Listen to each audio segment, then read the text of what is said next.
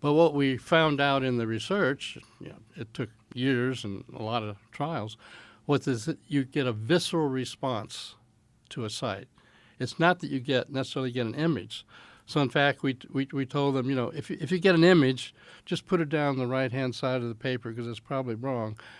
Instead, just kind of put down your feelings as you get into the site. And so, if it's like water, they might do waves, or if it's a mountain peak, they might, as Jacques described in one of your previous broadcasts, a mountain peak, and they just feel like drawing something like that. So bit by bit, the process is very much a visceral feeling process. And so the training procedure has them sitting with pads of paper and just making sketches and drawings and not trying to interpret what it is, and also being very not in a rush about it.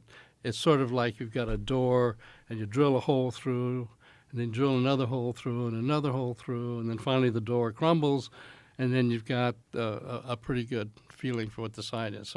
So the process that we use to train people involves this multi-stage process where they're to go by feelings, colors, flashes of things. You see a flash of piece of metal, don't try to turn it into a car or a bicycle or whatever. So anyway, there's a whole training procedure that we developed. And eventually when we briefed the assistant chief of staff for intelligence, assistant director of intelligence for the Army, they said, okay, well, then we need to have our people get involved in learning how to do this. And so they sent Army intelligence officers. They picked out a bunch of them and said, hey, you've just volunteered to become a psychic spy. And say, well, okay. And they sent them out to SRI, and we ran them through this step-by-step training procedure.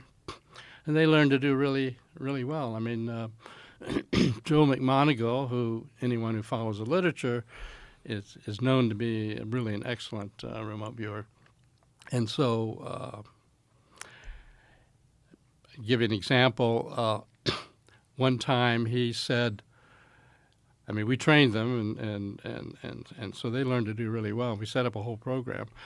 And he said, okay, there's this site in the Soviet Union, and they're making this unbelievably giant submarine. And it's made out of titanium or something. I mean, it's bigger than any submarine that anybody's ever heard of.